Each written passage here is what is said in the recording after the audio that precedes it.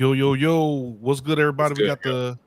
There we go. We got everybody in. We're going to go ahead and kick the pre-show off, give everybody a Yes, chance to sir. get the notifications and everything like that. Make sure whatever platform you are watching this on right now, whether it be YouTube, Facebook, X, the third part of the bootleg guy down the street, however you're watching this, hit that like button, hit the subscribe, retweet it, Bootleg. repost it, and we appreciate y'all. We're gonna give y'all about 5 minutes to get the notifications, and then we're gonna go ahead and kick this thing off. And once again, we appreciate everybody for being here, especially our guest of honor tonight, Mid South from TikTok, Mid South to NWA. Appreciate you for being on the platform with us today, sir.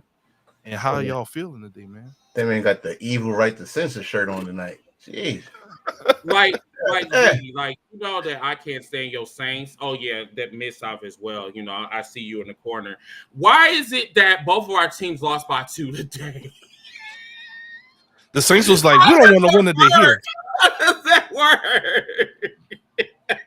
Yeah, you know what, Tone? Wait, Tone. What's your team too, Tone? We're gonna add Tone in here too. No, Is it the Giants? they got embarrassed Thursday, so it's just the whole. Yeah, we all feeling down right now with our football We team. all lost. Goddamn. That's Hey, listen. Well, y'all better position than I am. So hey, Look, we 2-2. We're gonna act like these last 4 games didn't happen. We 0-0 right now. We're gonna go ahead and just move that over to the side. And we got some more. It's still a lot of football left, So. It's a long. of season, course. Yeah. A long season, bro. That's the only positive thing is that there's a lot of football left. See, here's a positive guy. Look at that. What's up, starting 5? What's up, Willis? Wildman Willis. What's good?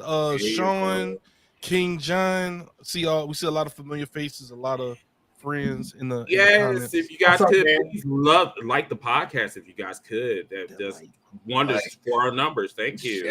Share it around. Come on, guys. If we get 20 likes on today's show, Chris will give Tone $1,000. You a motherfucking lie. You got bills, Fred, bro. You know it. So do this for Tone. Do this for I love Tone, but I don't love him that much. Don't do that to me. You like it you find the $10,000. When you find that $1,000, you give that to me for my legal trust fund. What's up, Joe? What's up, Brady? Look, we doing a thing right now. If y'all hit that like button, if we get up to 20 likes, Chris is gonna buy a belt for Mid South. Bro, why are you just volunteering me today? Like I got like a whole bunch of money. Messing with y'all, man. Once again, if y'all haven't seen Mid South, he's one of our good friends from TikTok. He's a big contributor to the cookout that y'all always hear about, the hashtag Hills for Life cookouts that we do on TikTok. Y'all see his handle right there at the bottom of the screen, right there, right under Tone, and you also see it in his title at Mid South to NWA. Mm-hmm. And welcome, Miss South. Thank you so much for coming on such short notice, sir. I was supposed to I was trying to find somebody. Well, actually, originally I did find someone, but he, for some reason, you already know to deal with that. I got you, bro. That's fine. We got Miss South. That's the homie right here, bro. I was still plotting on that damn Stormbreaker back there. I'm just every time I see you, I'm looking at that Stormbreaker. Look, bro, as you see in my background, Captain America is one of my favorite Marvel characters. So I see those shields back there, man. Respect. Yeah, them shields are not too kind to me on Fortnite. No, that. It's only 50 damage, bro. They're not that bad. Shit, that's enough. Shit. Every time I look here's a UFO, keep coming at me and shit. Put me down. Pop, you're dead. That's America. You know. But no, man. I'm not gonna lie. No, I'm sorry. Okay, so this South is a Destiny guy. Go ahead, Chris. This is why I didn't technically. Well, is it between you and Miss South? Mm-hmm. If Miss South did not come on, I was going to get you on. The thing about this is that we're going to be going into a conversation where it's going to take We got a lot to say about this podcast, or excuse me, a lot about this documentary. So that's why I said like I don't have all night. I'm sorry, I just don't have all night. Okay. Whatever we don't talk about, we'll talk about that on the cookout. Cool. There you go.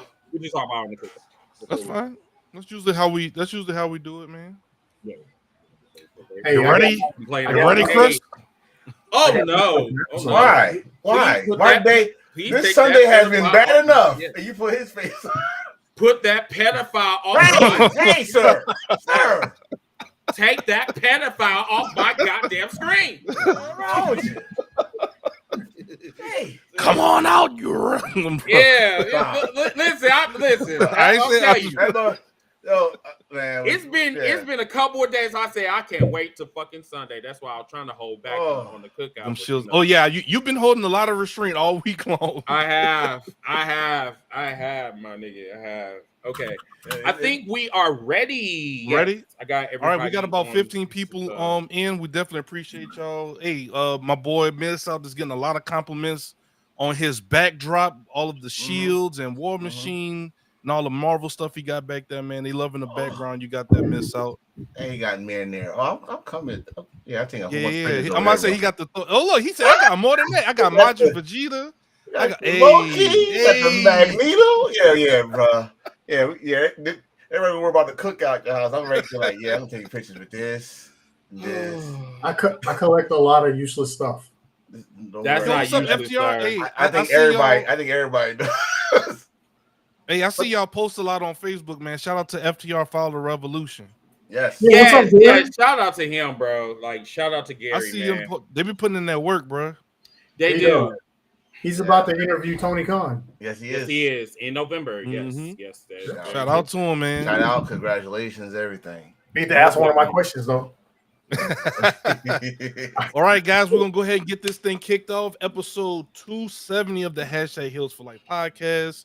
We got the greatest heel podcaster ever, Chris Wildcard Dilworth. We have Fat Daddy Enforcer, Mr. Attention Getter. We have myself, Ziggy the Beast, and we have Miss Out to NWA. We're going to talk about the Vince McMahon documentary on Netflix, as well as a lot of other news and rumors. And we're going to go ahead and kick off today's show. Y'all sit tight, have some fun, and let's talk some wrestling. Yes, sir.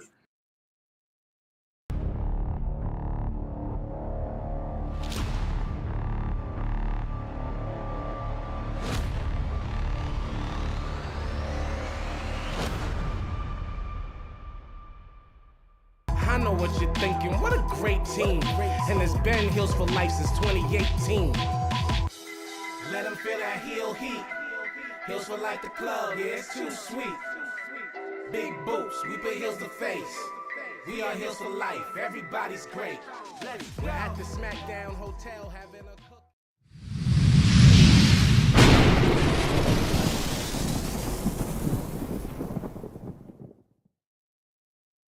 Ziggy the Beast, and welcome to Heel News and Rumors.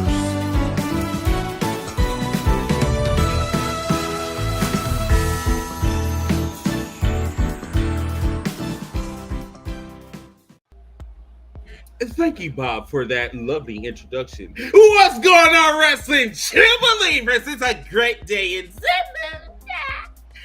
Welcome to episode 270. I'm your host, Mr. Team Brigade, Big Nipples, Sugar Bear. You know what I'm saying? I'm just here. I'm loving it. I'm loving the energy. I'm glad that you guys, I love me and I love you and you love me and I love you. Like this is fucking Barney and Friends and shit. But anyway, get ready for some real tea this evening. But before we start, let's kind of go around the room. You already know who I am. What's going on? How you guys doing? I'm Chris. As Wildcard, the founder, the host of #Heels for Life, Wildcard Chris Dilworth. I'm Ziggy the Beast, the co-owner and producer of #Heels for Life. This to the right of me is, what is your name, sir? I am the Enforcer, Mr. Attention Getter, and one of the many co-hosts here on #Heels for Life. And we also have this gentleman right here, fellow Saints fan, Miss Out. Introduce yourself to the fine people, sir. Mid-South to NWA on TikTok. special guest contributor here and on Heels for Life podcast on TikTok again. Yes, sir. That's Yes, me. sir. Appreciate it. We got a lot of questions going on in the comments. Yeah, so I guess we Get can 'em in. start with Keep the 'em coming. I guess we can just start out with the questions. Any questions that's relevant that we can talk about right now before we start?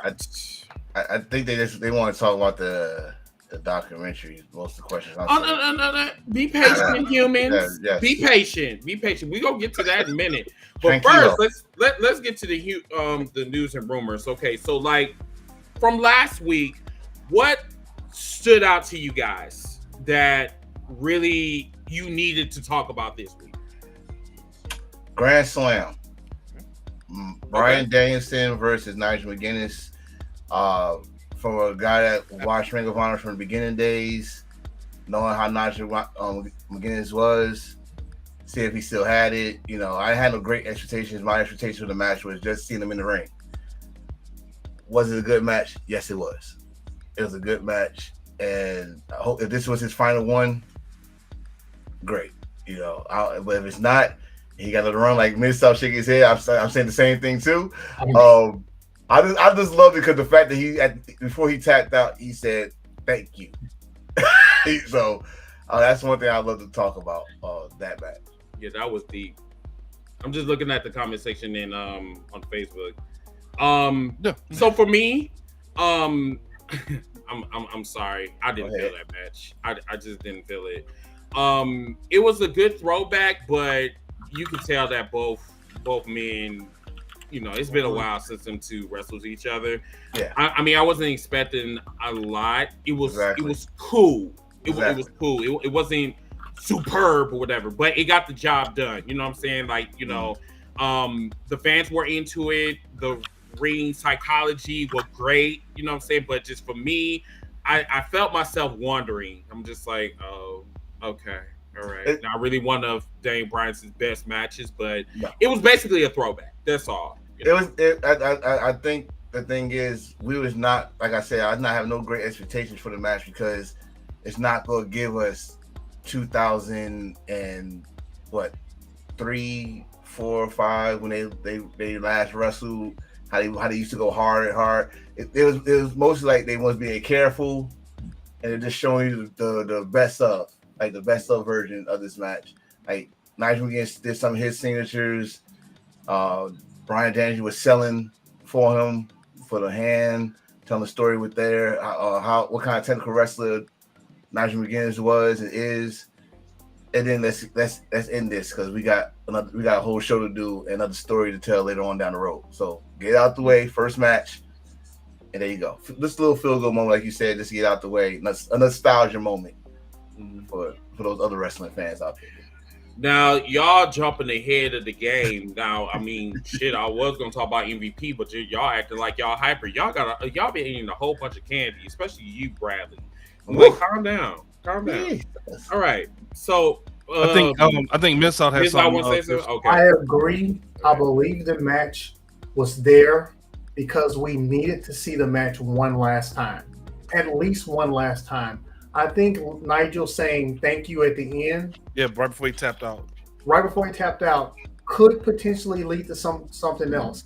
He was highly protected in the match. Mm-hmm. He did get his things off, but the purpose of the match was to not let Nigel look bad in the match. They protected him a lot in it, but I think they left it open for a possible return match down the line.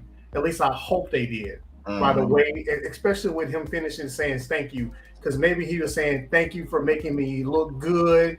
Thank you because I needed to know if you still had it in you. Thank you for some reason, and we don't know what that reason is yet. Think about it. I was going to thank you because, one, like I said, a lot of people had probably never saw Nigel wrestle before. Mm-hmm. Like the last time I seen him wrestle, he was not even Nigel McGuinness, he was Desmond Wolfe. So I think that it was a little vindication of, listen, the other company wouldn't give me this shot. All I asked for one match, just to remind myself, to remind wrestling fans who the hell I am. Thank you for giving me a shot. And that's the one, if you think about it, that's the only person, honestly, I could see that's in AEW that he actually trusts to give him that match. Oh, Willis said Nigel actually said F you, but they did blocked it out. He did not say F you. If he did, that'd be awesome. Hope so. I hope so. F As I said, if he did, I hope so. Oh wow, that's I didn't think about that. I thought he said thank you. When I did he needed say? to When see did he that say? match Thank again. So when he put him in the Yes, The right. label lock. he brought it back up, and before he tapped out, he said thank you, or as Willis said, he probably said F, fuck you. But if he said fuck you, that makes it even better. That makes it even better. I'm sorry. Me personally, as a Ring of Honor fan, I just needed to see that match one last time. That's understood. Exactly. Chris will tell you, I've been talking about it for weeks. I just needed to see them before they announced it. I needed to see that match one last time. That's fair. And we got it. It did what it needed to do. Mm-hmm. But boy, I would give anything to see it again. And I mean, see it again in a pay-per-view where I know they're gonna put in some time and work. Wow. Okay, so That's a hell of a take, Brady. yeah, that's a. Wow. So I mean, are we going to be chauvinistic pigs tonight? I mean, just to keep it real, like, is that the reason why y'all not voting for Kamala Harris? But I digress. I'm moving on. I'm not gonna get I'm not gonna get into that tonight. But once again, I think your take, with all due respect, is trash. Mercedes. Oh, you talking about Brady? Yeah, but I think the issue is a lot of people don't like her because she's in the AEW, but they're not going to admit that in public because they don't want to feel bad. But then when you make takes like that, and we're good friends, Brady. It's just I just think that was a chauvinistic comment. That's just, and it's factually incorrect because I don't think sex when I think about Mercedes Moné. exactly. I don't. I mean, because I'm like, yes, he was Desmond Wolfe. I mean, my dick doesn't get hard for her. I mean, it's just, I mean, listen. The only time I ever thought about that when she did that split in the Royal Rumble, I was like, oh, she actually do got another position. Cool. And definitely, I wasn't sexually aroused when her wig came off. That was funny though. It was very. It was hilarious. That lace front was not sold in tight. I think You have that throwing shame. Gary is right there. They literally turned on her because she didn't show up at the Rumble. Because bro, I think that's the most weirdest shit. Like, these wrestlers, because the speculation didn't happen.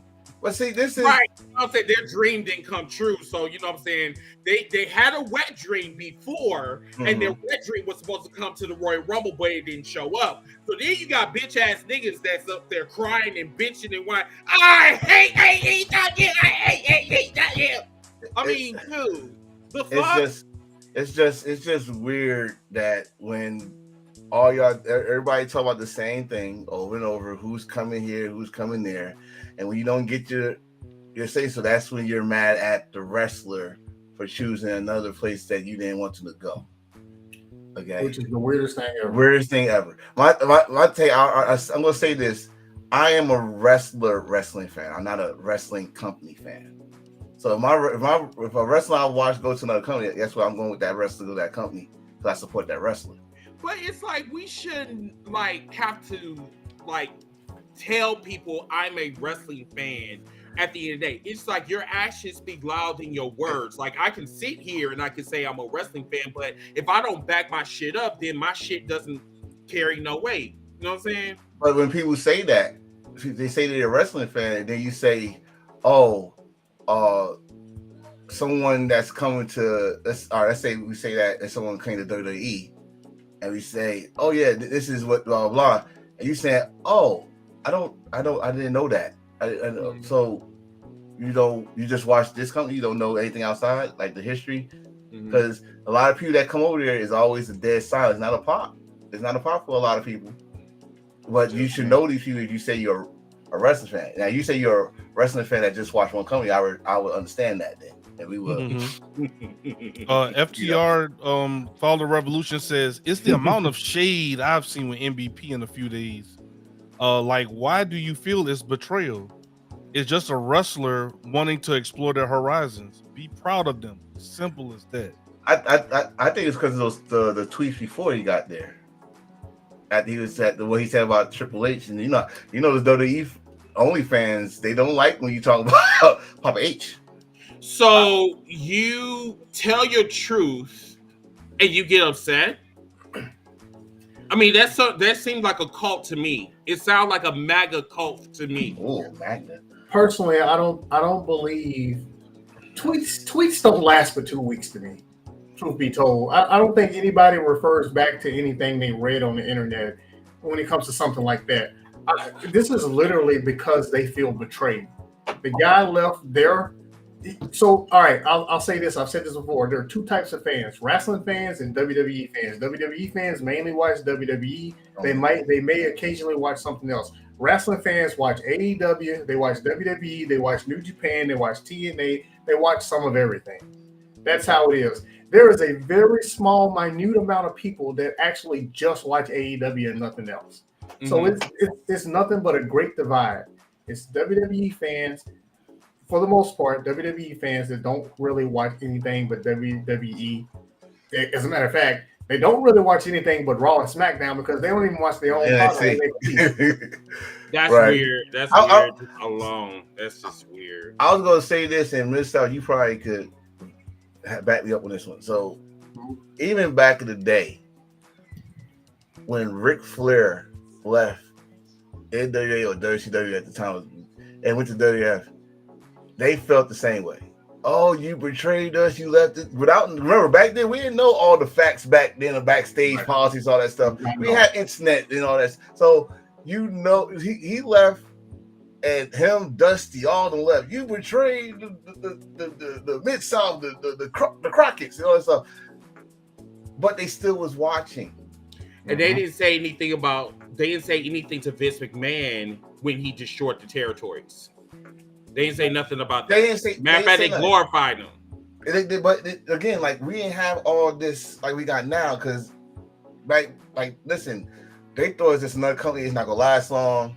Coming to our territory, old school rules. We'll break it down later. You come in our territory, right? So they didn't think it's gonna be nothing of it. But as we learned from the documentary, which we're gonna talk about later, but when a guy like a certain guy that been in the company for a long time and all this and all that, and then he goes to another company, that fanboy that supported that company or grew up watching that company feel like it's a betrayal. But it's not. If you go into history, they all didn't start in WWE or WWF.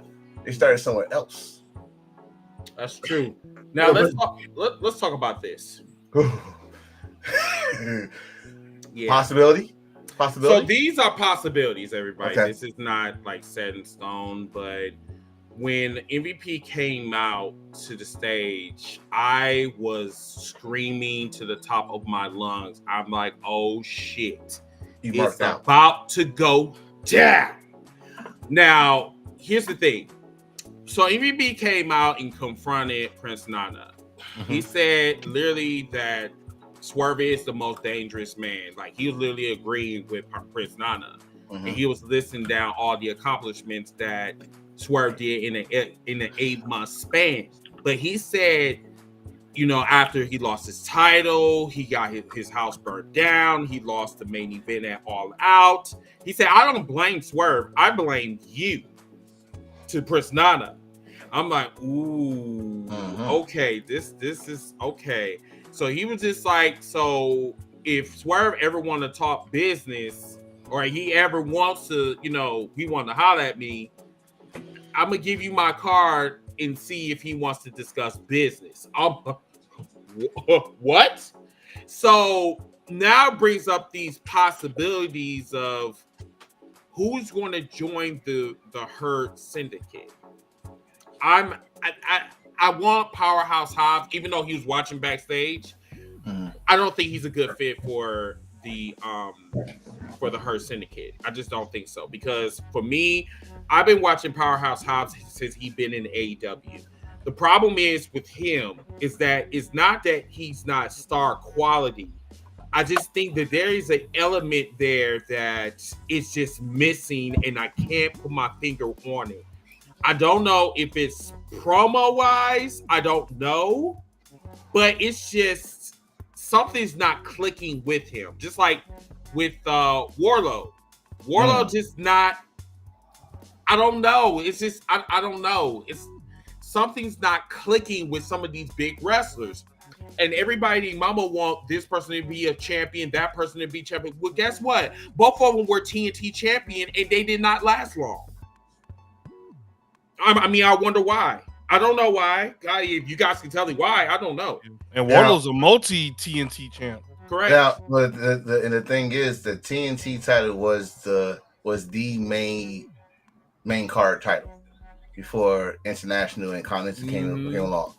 And that was supposed to have been the title that supposed to move you up, like just like how the Intercontinental used to be, just how the US title or television title used to be, is to put you in the pedestal, like, all right, you got next. The thing is with Powerhouse, and like you said, Chris, I know who, and I told Powerhouse this to his face, like, I didn't know who you was until that pandemic, and you came out and stuff, and we start growing to like you and know who the hell you are. I don't know what's missing out of Powerhouse Hobbs. I do not know. They tried. Don't get me wrong. AEW tried so many angles. They did the Book of Hobbs and just all that stuff. I don't know what it is. Just like you said with Warlow, and then you got other people. But I probably disagree a little bit with. I would love to see him with MVP.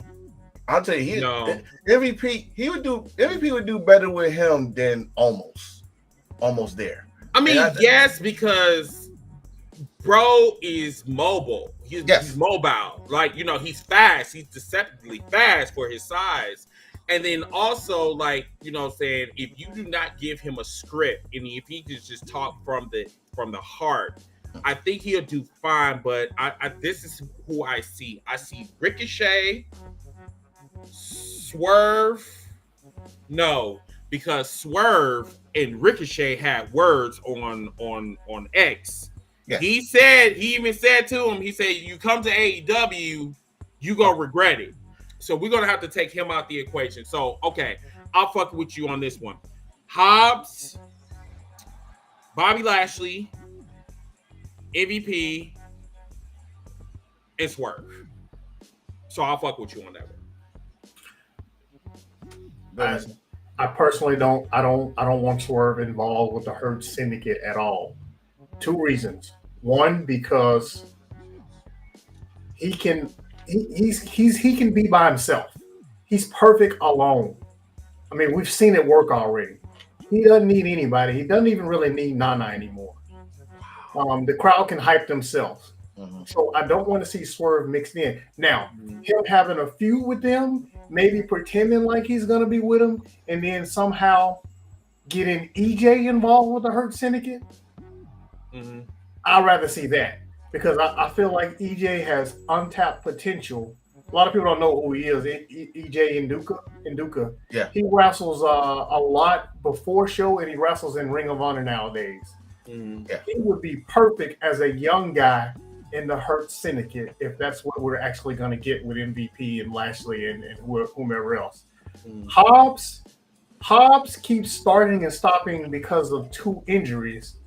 If you remember that one episode of Dynamite where he came out and he just destroyed Chris Jericho. Yeah. That's when I thought they were going to really launch Hobbs, but then Hobbs got injured again. So do you think that Hobbs should go to Ring of Honor and just retune? So I think it really all depends on this TV contract, and here's the reason why. There's people predicting that Dynamite could go 3 hours, so that's something that could happen, which means more TV time. It really shouldn't. I'm not saying that I agree with that because I definitely don't agree with that. I don't. You've got 2 hours of Collision already. If the rumors are true, Rampage is going away, but they're getting the show on Fox. So if they're getting the show on Fox or Fox FS1, and that show is going to be 1 hour or 2 hours, something like that could be perfect for Hobbs to lead the show, where the ratings may not necessarily matter, especially on FS1. FS1, the ratings don't matter at all. They just want you to sell to sponsors.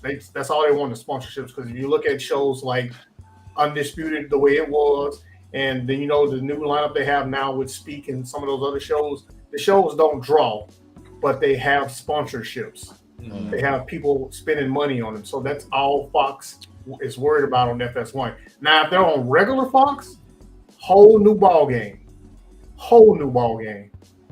Because that becomes a major show automatically. No matter what time it is, it becomes a major show automatically if it's on original Fox. So here's my issue. Okay, respectfully, and this is to Mayor. Lashley shouldn't be a mentor for anybody. I mean, that it was a mistake when he was in WWE, and it's a mistake now. I mean, I agree. If he did it a little bit better, then I would say, okay, cool. But the thing about it is that he going around here acting like Mr. Potato Head and shit, and he's acting like he's just like he.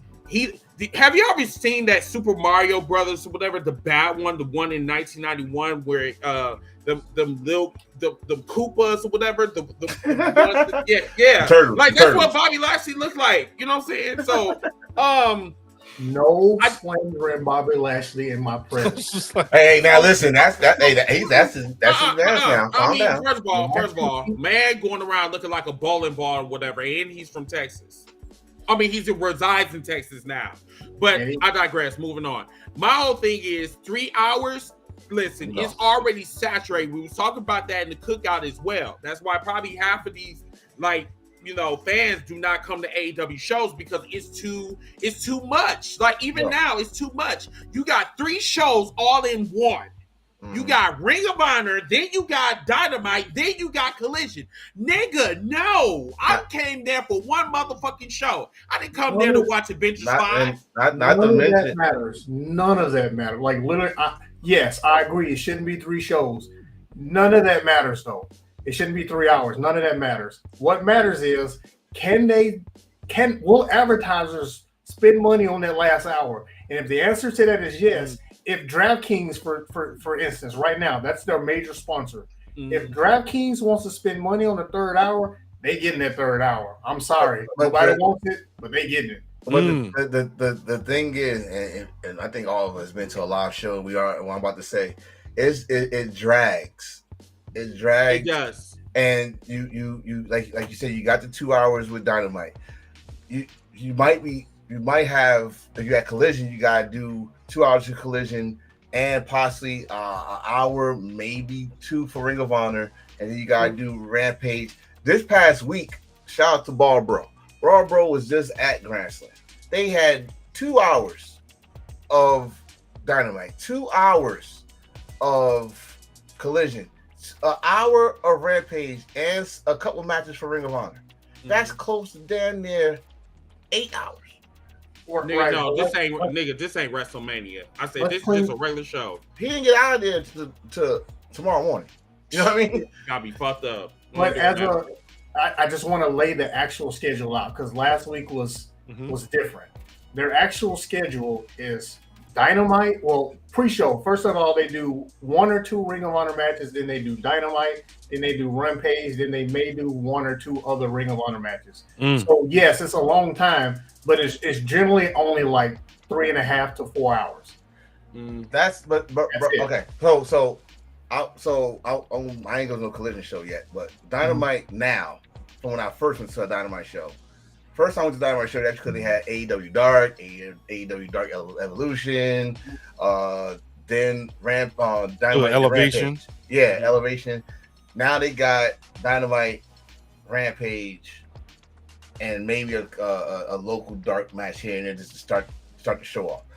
Collision got the 2 hours and Ring of Honor now, right? Correct. So, but when you got those special shows like the Grand Slam or maybe another one that's gonna come out, like they try to put all that in one show. Yeah. Like when they do the whole title, what do they call it now? Classic Champ, not Classic Champions, but oh, you're talking about Battle of the Belts. Battle of the Belts. Battle of the Belts, yeah. You have that. It's just that, like, I'm not complaining about it, about the people getting some opportunities here and there, but this how they put it all in one. It's like back in the day when you go to WWE and that shit say Super Show. You gotta be there for Raw and then SmackDown and I'm gonna go way back and ECW. You know all that shit. You're like, God damn, the sun's out. You know, it's crazy. So not to mention you're making money, but at the same time, then you try to watch the shows. You see something that you don't see. You start seeing seats missing and all because it's tiring and stuff. I mean, we of course on the show we're just background, but it gets tiring sometimes. So that if they do go to that third hour, it's not going to help them at all. Okay, all right. So let's. Okay, I think it's like just unusually weird that everybody's going after Samantha of how she announced. Like she's bad at what she does. She a badass bitch. I love her. She's one of the best announcers. Like she has a flavor that we have never seen in professional wrestling. That's hers. Mm-hmm. But then you got motherfuckers like this, the son of the Montreal screw job. You know what I'm saying? You know, it's like, why you always got something slick to say? Like, why can't you just stay in your lane? Why she can't just be great? And you know what, man? She's killing it. The new chick that's in on SmackDown. Alicia Taylor, right? Got her own voice. She need to do something with her hair.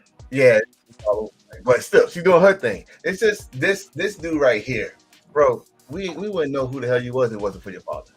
Yeah, you probably wouldn't have that career if it wasn't for your father. How about this though? You want to say that, but wasn't you the guy that used to beatbox for John Cena? I wouldn't even know. Like motherfuckers, like you supposed to be refereeing, but we got you doing beatbox for Kurt Angle and John Cena doing a rap battle. Or you did a beatbox for Spanky. Oh, I forgot. I didn't forget. So don't act like that you telling her to do her announcing when you was doing shit outside refereeing. I want to know. I want to ask this question. I don't know. Maybe y'all can't answer the question, but we really need to. Really need to look into this. Oh. Mm-hmm. So, Bully Ray, he used to get mad, and he still kind of gets mad. He gets mad at AEW a lot, or he complains because, like, for instance, Aubrey Edwards. Referees, this is him, referees are not supposed to be seen. They're not supposed to be a part of the story. They're not supposed to have a personality. Those were his words. Interesting. How does he feel about her? Because she is a ring announcer who involves herself where people can see.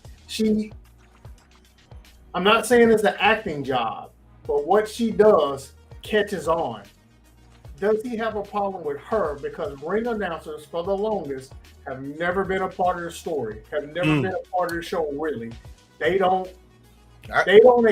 technically don't exist except for Michael Buffer. I got to disagree with that. Hold on, I know what you're gonna say. I hope you do. For the most part, I'm not saying like that. No. For the most part. What's up, Frankie, on Facebook? Hey, think about how they've treated ring announcers in the past. They'll show them on camera at the very beginning of the show. Then, for the most part, they don't show them. You hear them, but you don't see them for the most part during the entrances. Go ahead. I think they bitch about the most just stupid shit. But go ahead. I'm just gonna say, Jillian Garcia, Howard Fink. They was not just like you just said in the beginning of the show. You see them and then you don't hear from them. We had, especially with Garcia, Miss Garcia. This woman used to sing the national anthem. Used to announce. You see her in the beginning. Hell, she was almost in the storyline. Y'all remember when Triple H chased her out the ring because she called him former? You know what I mean? She's known. Howard Fink. I don't have to say much. I just gotta say Howard Fink. But it's just. I think now, Bully. He's I respect Bully. I do, but now Bully is I'll say it for you. The man is a fucking bipolar.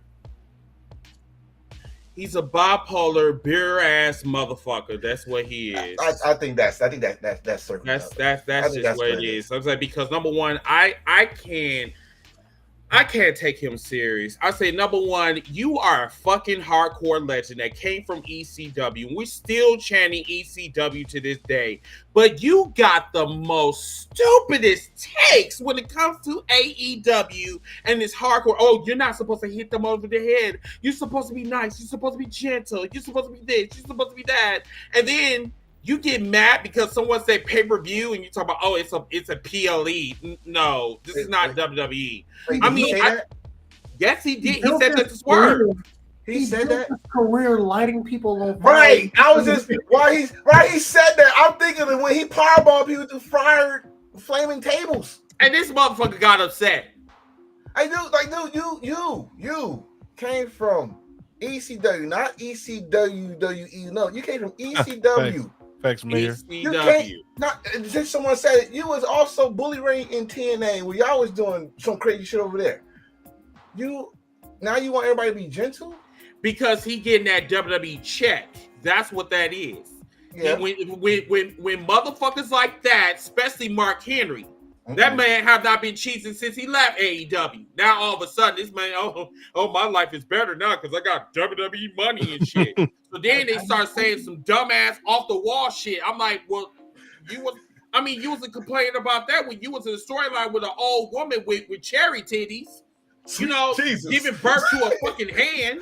Sweet Jesus, you a man. Yeah, I actually do like Samantha Irvin though, because she, like you said, she puts character. Like Mayor said, she puts emotion and character into her announcing. Like, I mean, everyone talks about the what's wrong with that?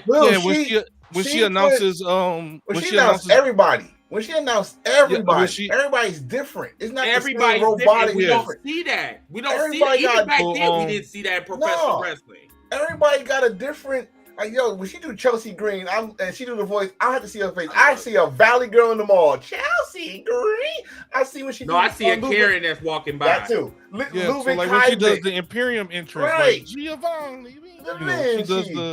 She does everybody different, and the fact that she knows everybody, and she asked them. She had an interview. She said she asked me, "Y'all have a problem with me doing this?" Because you do. What's up, 8-bit?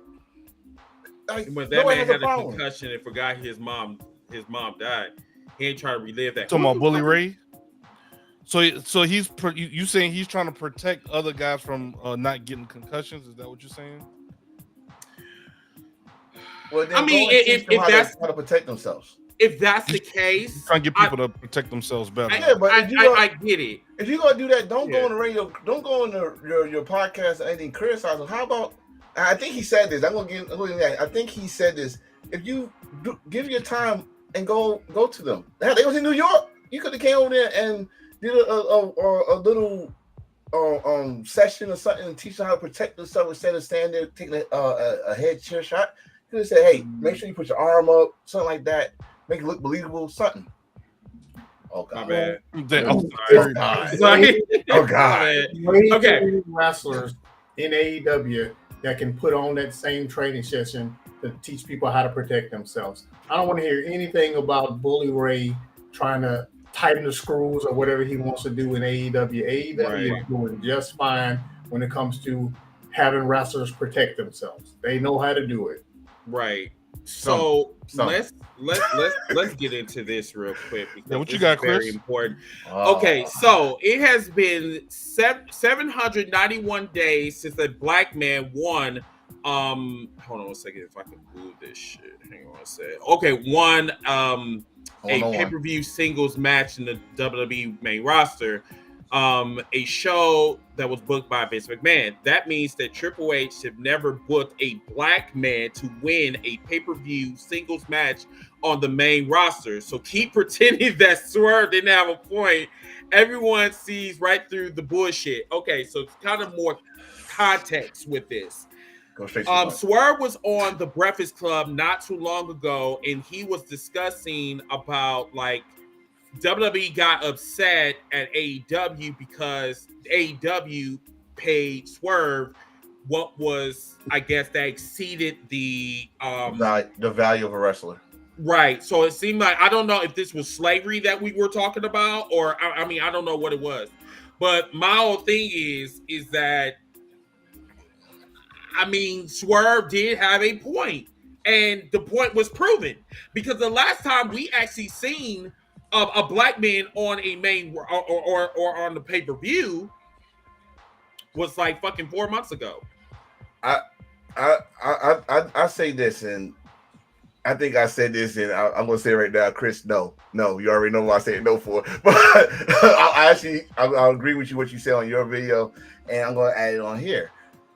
It's y'all. We crying about there's no black male single match for the past 3 PLEs, but right now they only got a total of 7 Raw and SmackDown black male wrestlers. 1 is a tag team.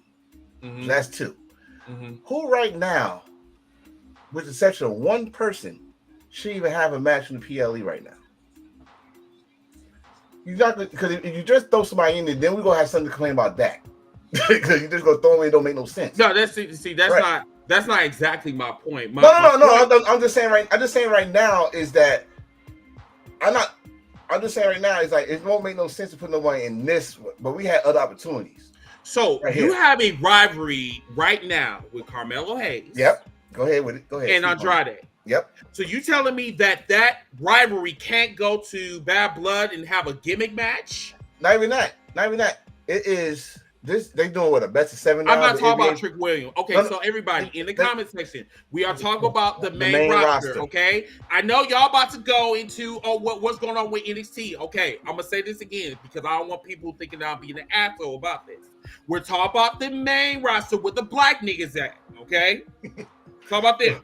So thank you. So they doing the best of 7, I guess now because they're saying they tied 3-3 NBA playoff style. That would have made sense for the final match to be on the PLE, and the winner, guaranteed winner, gets the title shot. I guess they fighting for the U.S. title shot because now LA Knight is definitely in the middle of this shit now. So that would have made sense. Everything else, I don't see unless you put the Street Profits and DIY and the Toggins. The ladder match in the pay-per-view, but it won't make no sense because you already put that for Friday. Fuck! When I tell you, fuck the boy choir. I don't give a fuck about.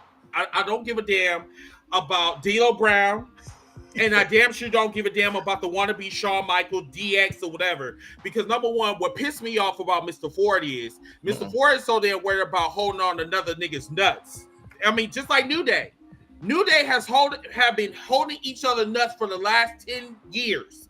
It's time for them motherfuckers to break up. Okay. Right. Now with Ford had it perfect grand opportunity to turn heel and be something great. This man should have been on the main roster killing it. He is the most athletic man that is on the fucking roster, and he's an African American, and he knows how to talk. He's gifted in the fucking ring. But the problem is that he worried about the most unnecessary shit, including listen, maybe it's just me. When it comes to me and my career and my legacy, I am fucking greedy. I am selfish. You have to be, because in this world that we live in, professional wrestling, and we have heard it from many, many wrestlers before, that you have to be selfish in order to get ahead. Some of these motherfuckers just want a fucking check and they just want to move on.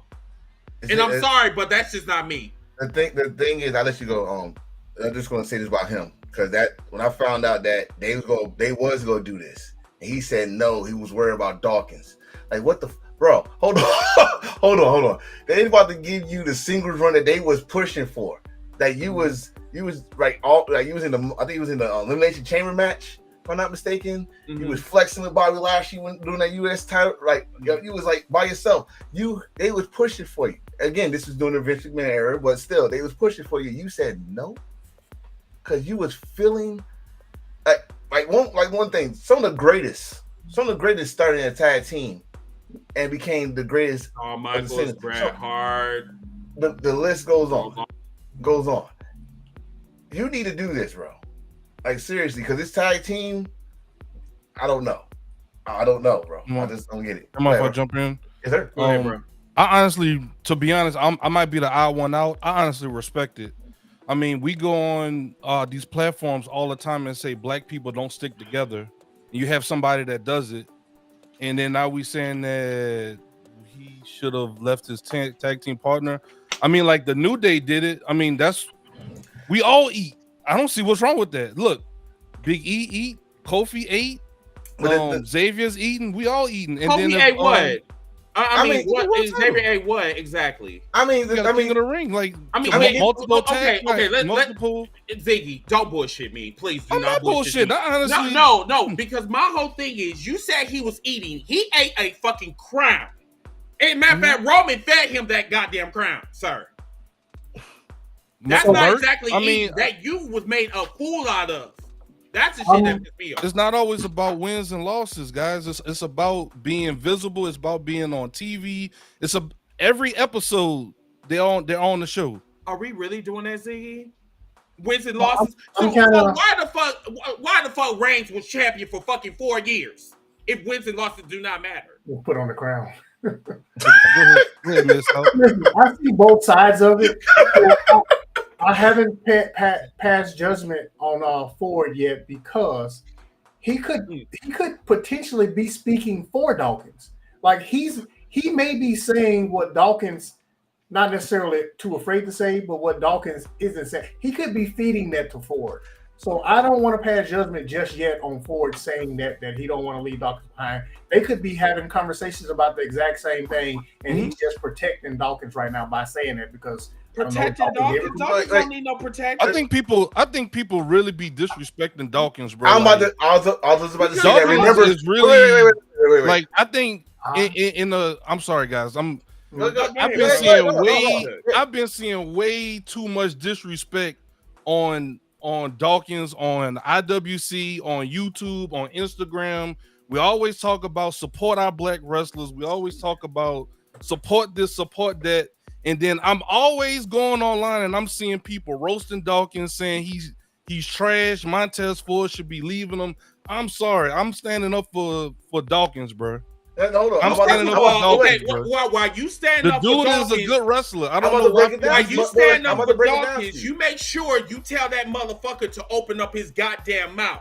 Okay, because number one, we already see this shit with Jay Cargill. The bitch is still the same fat daddy bitch when she came in WWE. And this is listen, you, bro. It's just here. And I'm still standing on motherfucking business. Still standing on business. And I said that shit on here. And I said, listen, people was saying to me, oh, Chris, you hating on her. I said, okay, motherfucker, okay. We gonna wait another year. We gonna wait, and then we gonna revisit this shit. So we are a year down, now I got the same motherfucking energy. What in the fuck has this bitch did since last year, other than coming out here dressing like a fucking stripper, and now she got Bianca going around and carrying her tampons. Jesus. Wait. I mean, am I wrong? Wait. Let me just say this one because I know Ziggy was on fire, and that's the most fire I've seen in a long time for Ziggy. So I'm gonna clap on that one. But listen, Brian. Let's remember this for a minute. When those rumors came out, when they talking about he was going to be Montez was going to be single solo wrestler, y'all remember how good Dawkins got after that? Y'all remember that? Was like decades ago, right? Bro. But see, the thing is, he was showing that if you're going to do this, then y'all make sure y'all have a plan for me because I can do this shit by myself too. Dawkins, they did not do that though. Cause he want to be, I want to be a tag team. You see how Mid-South said that shit. He said Dawkins. No. I'm not. What you got, Mid-South? Mid-South about to drag this one. What I was gonna say is Dawkins reminds me more of Arn Anderson than Arn Anderson's son. Boy, bye. I like Dawkins a lot. No. First of all, Arn Anderson had attitude. Attitude, sir. He is a better wrestler than Montez Ford. Ford is a great performer. I need you to clarify because when you said Art Anderson, I'm like, are you talking about promos or you talking about? This none of that. I'm just cooking. talking No, about he talked about the enforcer from the Four Horsemen that fucking wrestler for the Four Horsemen, unlike Ric Flair, who just did the talking. Don't want to talk about that, Miss South. Me right there, Miss South. I'm right there. Me personally, I think that was a bad comparison, but I digress. I get what you're saying. I get what you're saying because people always look at Ric Flair, but you never look at Art Anderson, who did all the freaking the matches. I get what you go. All the bumping, all everything. That's what I said. I know where Miss South go because he fucking If he said Ahmed Johnson, then I would say okay, cool. Wow. Mayor cooking too in the comments. I see you. Wow. I mean, Ahmed Johnson. Yeah, I mean, Ahmed Johnson was a powerhouse. I mean, he couldn't talk for shit. Yeah, balls in his mouth. That's why, motherfucker. I'm sorry. Okay, so yeah, rewind. You're not right. Okay, what you got, Miss South? Miss, I don't think Miss South was finished with his point. Oh, okay. No, I was finished with that point. I was going to talk earlier about when we were talking about Swerve and all that stuff. Okay. I was going to say. And I've never said this before, I think there's 4 different positions in wrestling. Mm-hmm. You've got the bottom tier. You've got the tier that thinks they're mid-carders. You've got mid-carder, and then you got main event. And the reason why I have that tier in there where it's the one they think they're mid-carders. They're not actually mid-carders. I don't care what you say. They may be thrown, they may have a title thrown at them, but they're not actually mid-carders. They're lower tier placeholders. Yeah, placeholders. When you look at those 4 tiers, and then you think about black wrestlers on the main roster, where are they slotted in those 4 tiers? Because there are 0 in the main event. 0. So, like I said, we got 7 in the main roster right now. Okay. None of them main eventers. None of them. So. If I say anybody that's a mid-carder, definitely Carmelo. Carmelo. I don't think he's a mid-carder yet.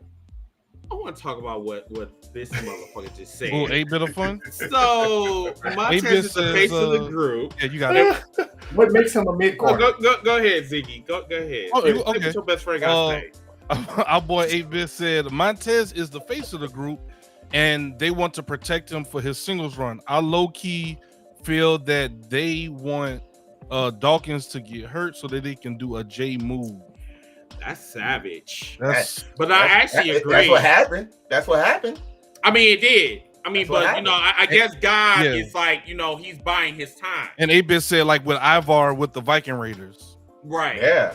And I mean that's savage. That's a good comparison, 8-bit. I mean, that's an audible from doing the old school split, turn your back on your partner.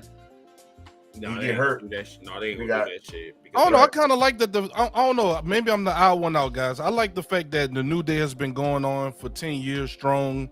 Of course, yes, they can do some things to change it up, but they're doing something different than just, I got to turn on my tag team partner. Same with the Street Profits. Ziggy, what exactly are they doing? Did the Midnight Express break up? Did the Freebirds break up? I won't say the Rock and Roll Express because they actually did break up. But I think the Freebirds did break up, bro. They just got old. I think the Freebirds, no, they didn't break up. They just split because I think Terry went to Japan. They amicably, they didn't like turn, There was no turn like Ricky Morton turning on Robert Gibson. Yeah, that was fucked up. But of course, something's wrong with the New Day that we'll get into later. But I mean, I like to see that our guys are sticking together. It ain't that many of us up there, so the fact that the New Day looking out for each other and the fact that the Street Profits are doing that, I'm cool. Chris, I know we differ on this, but I remember I always see things from when I was a kid to now, so I look at everything in totality. Mm-hmm. When he mentioned earlier, there are 7 black wrestlers on TV in WWE right now, black men. Mm-hmm. When I was growing up, that was 0, sometimes 1, sometimes every blue moon 2, never 7. The token, never 7. The token guy of the territory. Yeah, 2. We had Flash Funk, 2 Scorpio. I'm gonna if I stick to his name NWO. I remember it was one guy who used to bummed me out because he called everybody honkies, and I was like, "Yo, you said it on the South TV? What's wrong with you?" But it was always that one guy though. He's one guy on the hill and one guy's a face. You know, one guy was Mr. All-American, the other one was "fuck you honkies." You know, that guy. The reason why I'm saying that is because I put respect on New Day for staying on TV. They're together. Yes. They're still on TV. They're still respectable. So I put a little bit of respect. Barely. I don't really want to. I don't really want them to break up. But somebody needs to be a main eventer. We need black main eventers in every company. I mean, but like Kofi. I mean, Kofi was. I mean, he's not your average like main eventer. It was like more so he was a charity case. Like we wanted to shut you guys up because we was tired of you guys talking about where's the black WWE champions or whatever. I look at Kofi. Fans made that. I was about to say the fans. I think. Remember, he came. Remember when that happened? Kofi Mania. Kofi took, I think, Mustafa Ali's spot. And that's right. It was correct. It was one gauntlet match where he was shining, and the fans like, well, motherfucker, where has this been? Like, shit, we haven't seen this Kofi since 2008. Where he been? And that's when they start pushing it because that was not the original idea. It was not Kofi was not the original idea, but again, another movement, another fan base, and pushed it, and they didn't want it to be like, okay, we give him the title. All right, is he gonna run with it, or we could take off in 1 month? Here's the thing. Here's the thing with that. I'm tired of them black folks. I'm tired of them black folks. Them fake ass woke individuals in the black community. See me, I have no chill. Like for real. Like I know that my other co-hosts are gonna say, Chris, you're gonna have to kind of back down or whatever. See, the thing about it is I don't like coddling people. I don't like you know what I'm saying, making excuses for them. The thing about it is you had that same fucking energy that you had, you know what I'm saying, back in Kofi Mania, like, you know what I'm saying, Kofi would be on a higher tier right now. But the issue is that we do not stay consistent whatsoever. We like to sit here on Twitter and on Instagram and on other social media sites and keep saying, well, Swerve should have said this about Triple H. And Triple H is the same motherfucker that's always racially profiling motherfuckers, but then yet we act like we have confusion delusion syndrome. And this shit bothers me. And we keep doing this year after year after year. I put out that post, and do you know people was just like, yeah, but I mean, it is what it is. The only reason why that I put that out there because I want people to understand that WWE treat black people like it's Black Friday. They only treat them when a special comes around or when it benefits them the most. And I am sick of it. Do not sit here and talk about you are for the culture and you really are not. The only people that you are for is these white motherfuckers like fucking Cody Rhodes. I said just because he fucking a black bitch does not mean that he can come to the cookout. It's a crazy scenario, and I think Scorpio Sky even said this one time. Where when Black History comes up, they only interview the black wrestlers. He wants to see let's do something different in all companies. Interview some other folks other side your black wrestlers. What does Black History mean to you? You know, make it seem like it is more important than just the black wrestlers. So, but wrestling as a whole, they always do this. It's not even about what's right, what's wrong. It's about marketing. It's about marketing. Who is Snake Eye Hip Hop? Is this one of y'all friends? I don't know. Okay. So, Mr. I'm gonna do this. I don't know if you was directing that towards me, but if this is your first time, we energized here. Yes, we are. We are. Hold on. Let me get to his comments real quick. He said maybe the black wrestlers should get on the level with the white ones. Then wait, say what?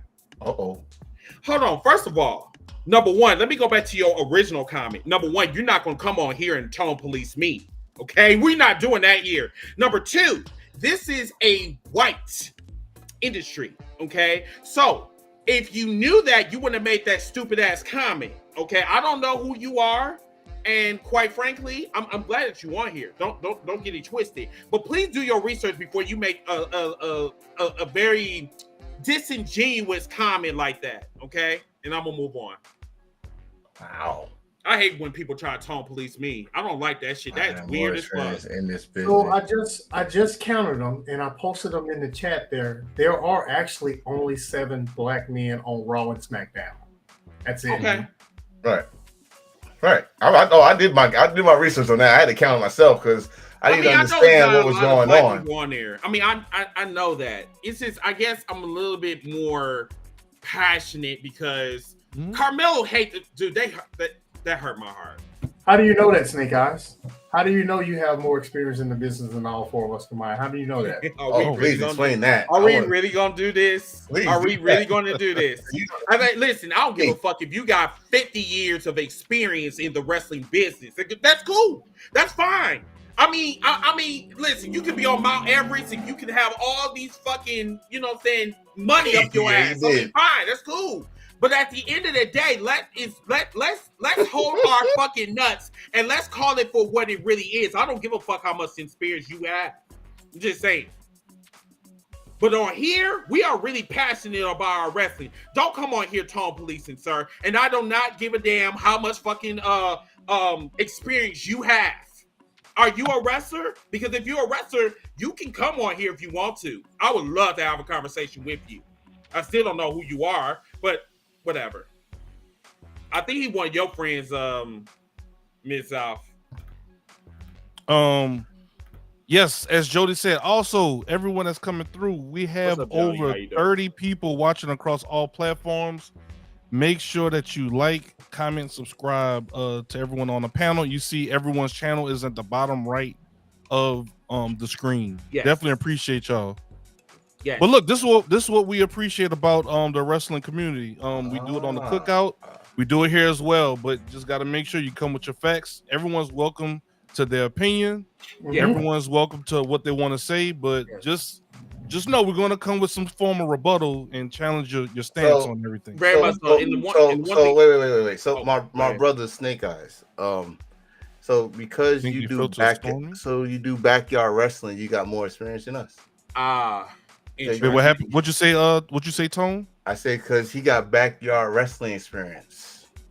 Okay, hey man, shout out. And nothing wrong with that, man. I'm a fan of all wrestling. I mean, right? You know what I'm saying? Just answer our question. That's all. Just because that you in backyard wrestling, we're not going to dismiss that because at the end of the day, I mean, it's still wrestling. I mean, you know what I'm saying? Hopefully, you don't break your neck, you know, in the backyard. Hopefully not. But once again, like we come on here and we present facts. We don't try to pander to the white man, if that makes sense. He says that, and shout out again, Snake Eyes. We don't agree with a lot of your opinion, but I would appreciate you commenting. He says there are black only indie feds, especially here in Wisconsin. You in Wisconsin too? Wisconsin? I want to know who the fuck this. Oh wait! My bad, bro. My bad. Backyard. I want to know who this is. I want to know who this is. He put that comment up, Dick. He said, "I'm looking at his Facebook page right now. He appeared in the Damien Night Benefit Show." Hey, bro. Hey man, this our CIA person right here. Hey, listen, man. We asked you answered back. That's what I'm talking about. He said that's so 2005. I saw a video of you. That's all. He trained in 2008 and traveled to the Midwest. Shout out to you. Hey, shout out to Snake Eyes. Shout out to Snake Eyes. Let's see, Stormy. Hey, yo, what's up, Stormy? Hey, Stormy. Well, so I've been here the whole time. Let's see if they show now. There you go, Stormy. You showing up now, bro. Once again, appreciate you for coming through. Also, those that are on TikTok, he has Talk That Talk over on TikTok. Shout out to our boy Stormy. Mayor said I got better. All right. Wow. Okay. Anyway, let's and y'all call me nasty. Okay. That's right now we're like an hour and 10 minutes. All right. So I don't know if I do have some other wrestling shit, but if y'all want to get into the Vince McMahon, because I think that's gonna take us to the rest of. I think that's a good call, Chris. We can go into the final half of our show, which is the main event, which is the McMahon documentary review. But before we get into that segment, we got one thing we need you all to do. Yes. Ain't nothing sweet around here. It's all kosher. Trash, good. Make sure y'all hit that subscribe button. Make sure you hit the bell icon. Make sure you hit the like so that everyone can be notified. And also make sure you follow the panelists on today's platform at Hills for Life on TikTok, at Ziggy the Beast on TikTok, at Mid-South to NWA on TikTok, and at Mr. Attention Getter. Hey, Stormy, you should have bring your ass on the show if you wanted to talk about Roosh, man. Congratulations. Yeah, I ain't back talking- together. Good. Listen, You're back together. Listen, I ain't talking We're about no back motherfucking Roosh. Until Roosh start winning some titles, I ain't talking about no goddamn Roosh. Buy the merch, damn it. Buy the merch. Even though I will tell you this, might- Saturday, that triple threat match was banging. That was banging. So let me ask y'all something, because I'm What you got, bro? I'm still trying to hologram. How y'all feel about him? I think Hologram is dope as fuck, but Okay. he needs to leave Collision. Okay, so maybe that's my problem, because honestly, most of his stuff is in Collision. He probably came to Dynamite once. I don't know. I think he needs to remain a Collision attraction because they need people to watch that show. That show still makes them a little bit of money. So I like. Sure, we always want somebody we like to win a title or be on the top show or whatever.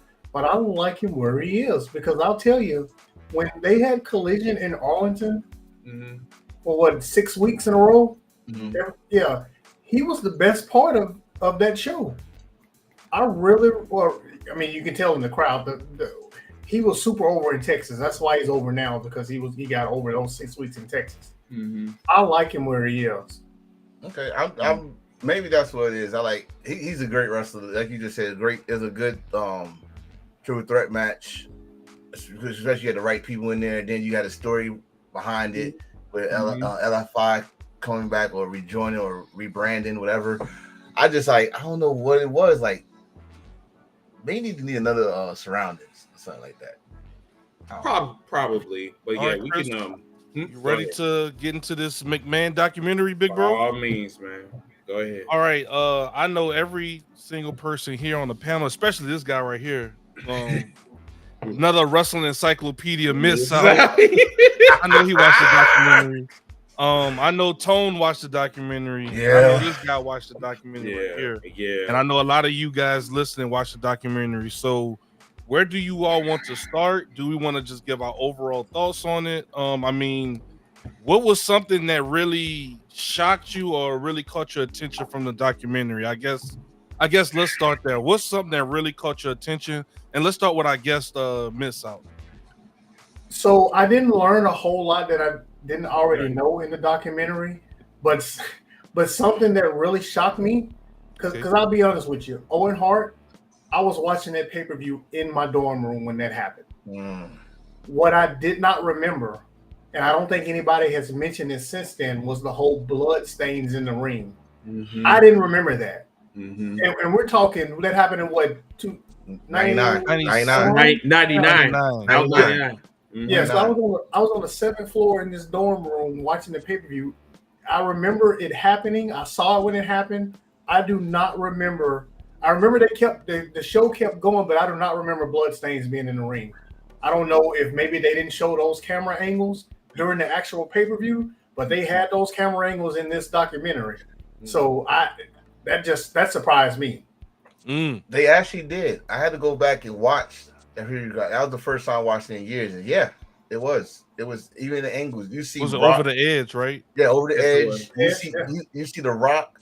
Like he rolled out and he looked at it. He bounced a little bit. You see, Stone Cold Undertaker. Every time they did a move, they looked at it, but then they tried to continue the match. And the fact that this is the first time I heard this, that nobody did not know about the results for Owen. They just said, oh, he's in the hospital, he's fighting. They didn't tell them. So that means you trying to tell me that no one had a monitor back there when JR and King announced this? So they didn't know, because remember Double J came to the interview and he said it like right after It said, "Hang in there, Owen. Keep pushing. We're all praying for you." Mhm. So that I guess that's one thing that shocked me. The other thing that shocked me is how Vince was so I don't know, Out of touch. Nonchalant. nonchalant, because this dude straight up admitted to raping or cheating on Linda and said, "Oh, it was consensual. It passed the statute of limitation." Like what the. Did he just admit that shit? I couldn't believe he said that. I couldn't believe he said that. Yeah, I did it, but it's been 10 years. Right, like dude, Oh my God, really? We knew about the Ring Boys. We knew about trash, Chris. We knew everything. I said that dude trash, bro. He is. We knew about Hogan snitching on Ventura because Ventura told us years ago.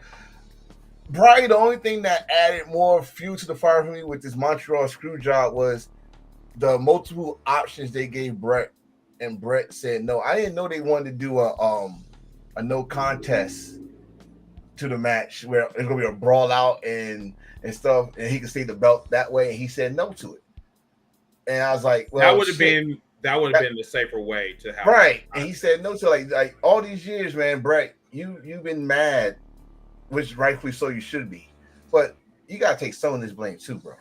I mean, but maybe Vince was right that Brett screwed Brett, because if it was a no contest, like allegedly, then that would have been the best solution. Brett.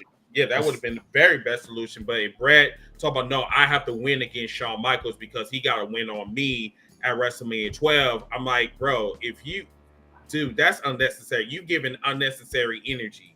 Just like, remember, when a no contest, that means that you still retain the championship. Drop the title on Raw, go to WCW, and continue with your day. But unfortunately, you see what happened. That's another one, Kevin. That's another one, Kevin. That pissed me off. That he didn't take not one bit of accountability. No, I hear you, but remember, and I'm not going to get into the difference between the two, but Bret Hart actually had creative freedom. He was working with Vince McMahon on this thing.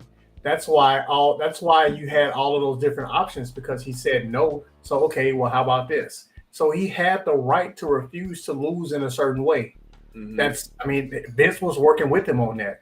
I think where the shoe fell is that Vince. What's the best way to say this? Vince thought for sure that he could have potentially taken the title over to WCW because of the whole Wendy Richter thing. So that could have been in the back of his mind. But I think Bret had enough respect for the business to not and that's what I'm perfect. You're 100% correct. That's what I'm getting at. Vince and Bret Hart were too close for Bret to actually do something like that. Bret would have never done anything like that. But Vince said, I ain't taking no chances. I'm doing this now. We got to remember this.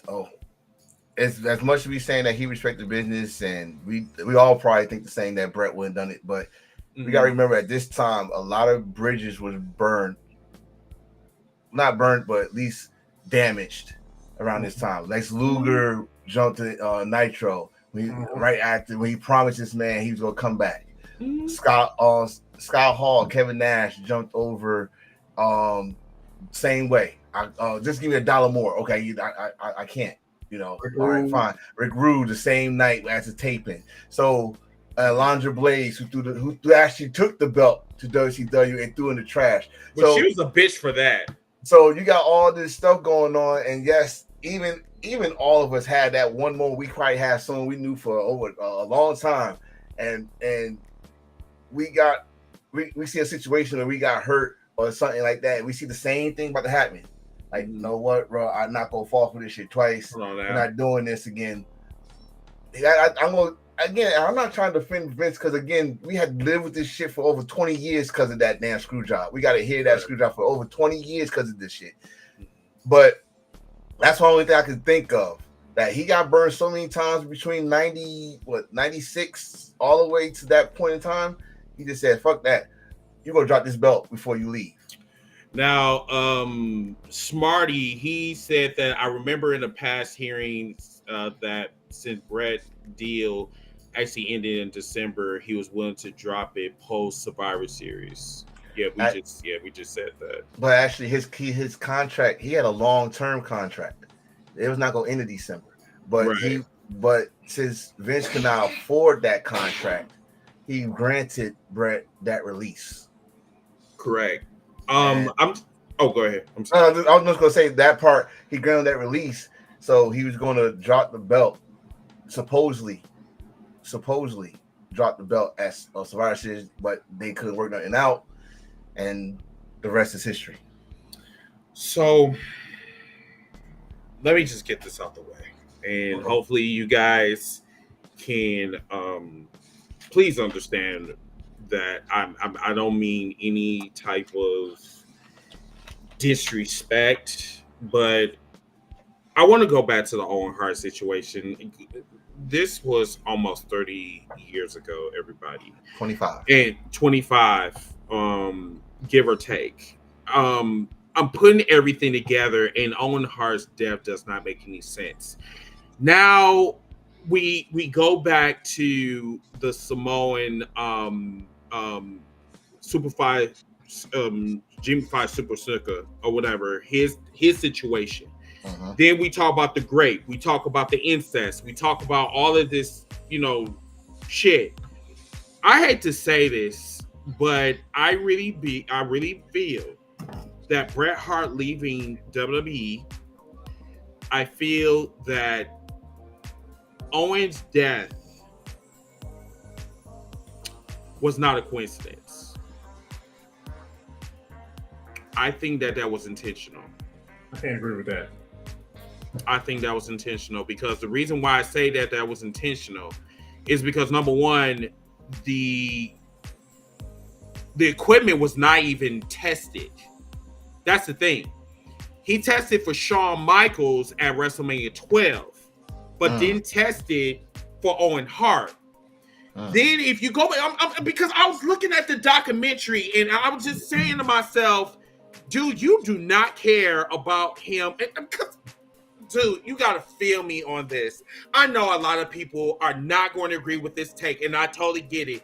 But the way I look at things, I try to piece together the shit. Number one, someone just died in the middle of that fucking ring. That's number one.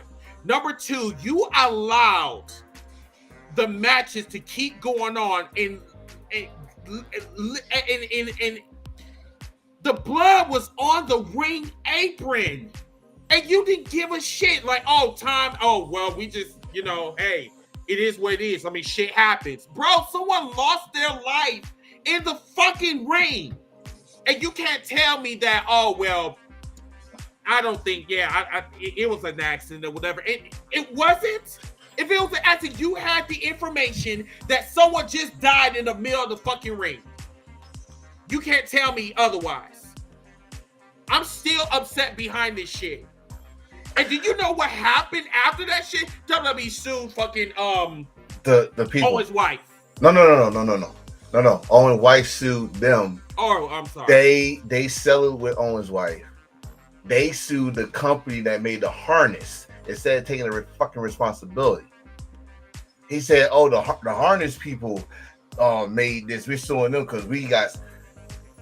Well, so the harness people actually admitted that it was faulty equipment. So that figured out. So Vince is technically covered for that because, I mean, I'm not going to, I honestly can't say Vince is at fault because Vince didn't go up to the rafters and test the equipment to make sure somebody wasn't going to fall. But when you have documents, when you have the law on your side, when it comes to, hey, the manufacturer of the product admitted that it was faulty, I can't blame Vince for that. I'm sorry, I just can't. But I think like Chris was saying about the test, we all know Vince would do something.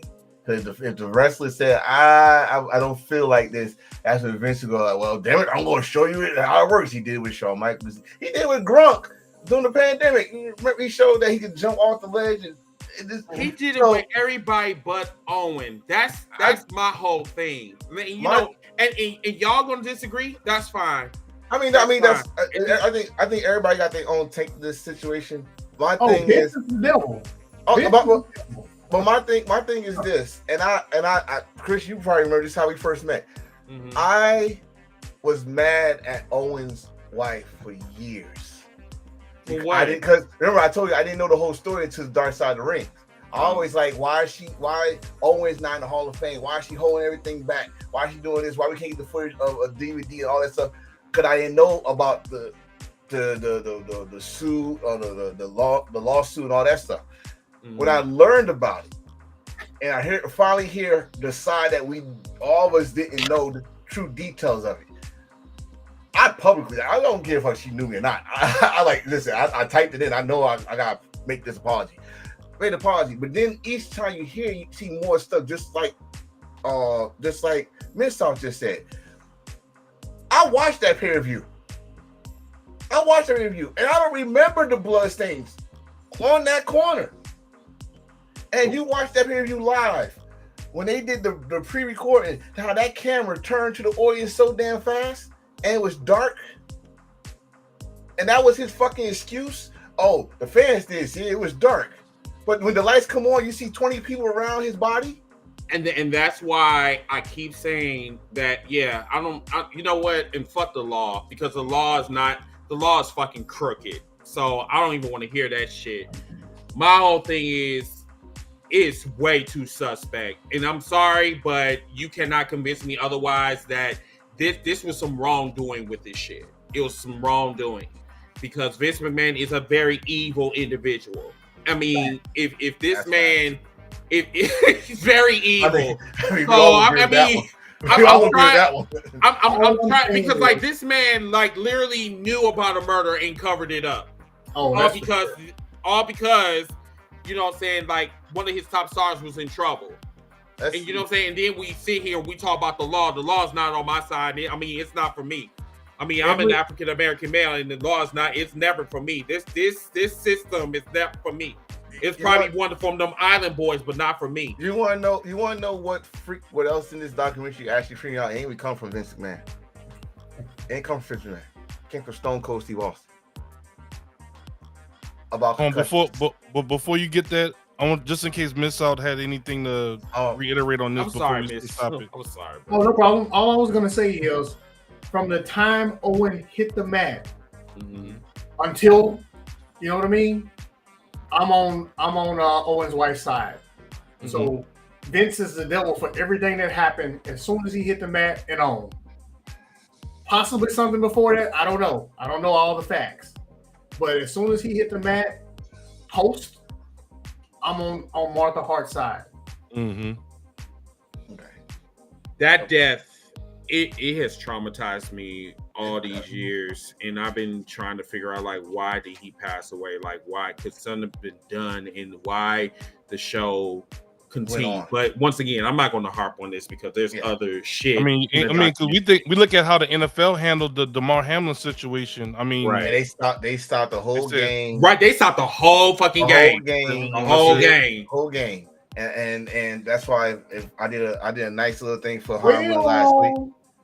Hold on a second now. What you think, Miss O? We cannot give the NFL, sure, they did great then, but let's also think about the people getting paralyzed. Because remember, they used to get paralyzed. And did that game continue? You're damn right it continued. That's why I said that specific situation. I'm about to say, but let me cook on that, because I swear I was gonna go somewhere in that when Stone Cold said something that like shook me. First of all, I was shocked to see Chris Nowinski on this documentary, and I do remember him talking about concussions and stuff like that, and the fact that Vince actually said, well, won't you come and teach us, that they did change some things. They did change the chair shots to the head and certain ways you must protect your head and stuff like that.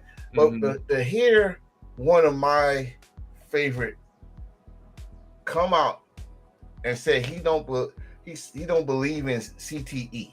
And if you had too many concussions, that means you was doing, like, I mean, dude, he was a big for saying that. Dude, you had a concussion. He doesn't know what it means. I don't think he You do. know what it means. Why the fuck I don't think he do. I don't think he do because you had a concussion. You had one in 1998. 1998 SummerSlam. Undertaker. I mean, the Owen Hart one too. The Owen Hart spiked you. I mean, he had a concussion. Like, yeah. You had a concussion. Yeah. Some of your ex-colleagues are still suffering or have suffered death, I should say, for CTE.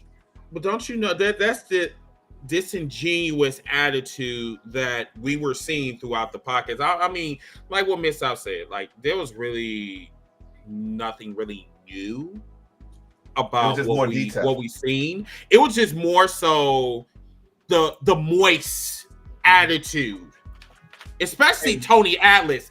Matter of fact, I'll show y'all this. I don't think it was moist. Except that last one. It was really, really moist. But this one really bothered me, though. Hold on, let me. Mr. I wanted to say something. What you say, bro? What Stormy is saying right here in the comments is correct. The NFL wanted to continue that game.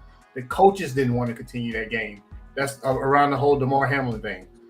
Okay, I stand corrected then. Appreciate it. But at the same time, Stormy, it didn't happen. Because if those owners say it's gonna continue, it's gonna continue. Mm-hmm. So the coaches said no. They both decided. If one coach said no, this is our playoffs. We talking about our playoffs. We gotta play. They would have went. So the wrestlers should have not continued then. The wrestlers should have banded together and the players? You mean the four players? Yeah. Well, I'm talking about in regards to Owen. So the wrestlers. But they should have said, "Nah, boss, we ain't doing this." But again, they didn't know. Go back to the documentary. No one knew about the results until after the show. But you still at the same time you still saw his blood in the ring. Like they did multiple spots around that area. And you telling me doing all the vignettes y'all do to each match, especially back in '99, they did a lot of vignettes about each match. You couldn't clean up.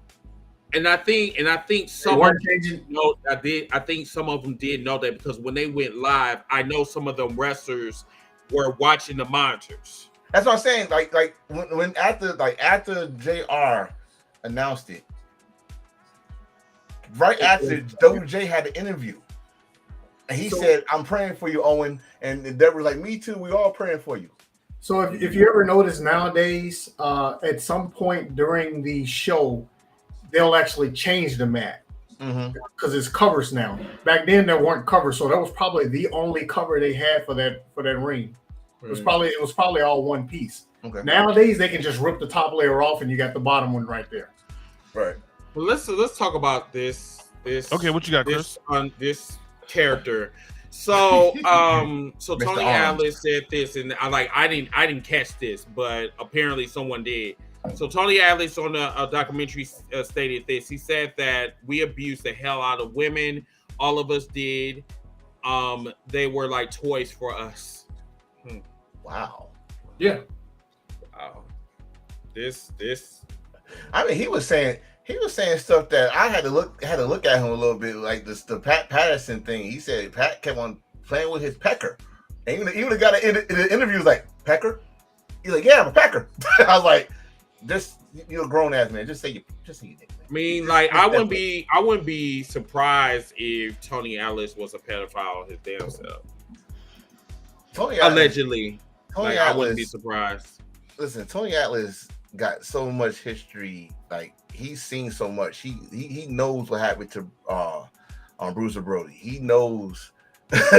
He's been around a lot of locker rooms, and that's a lot to take for him. I'm not giving him no excuse, nothing, but for him to come out and say what he said, some of the stuff he said, you gotta like pay attention to him. You gotta pay attention to Brett.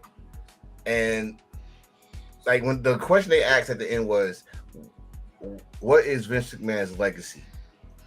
And everybody talked. This man said he's the greatest booker. That's his legacy. Like this, none of this shit gonna do nothing. And that Vince McMahon doesn't see color; he only see green. That was Rock. No, that was Tony.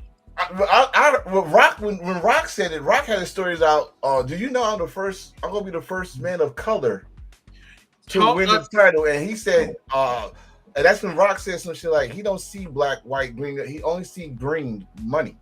If that and that's the case, somebody should. Man, listen. I think I'm gonna just tweet that to Rock. I said, if that's the case, then why they never like declared you the first African American WWE champion? I mean, they still didn't do that to this day. But they put his picture up when he got the flat top. Exactly.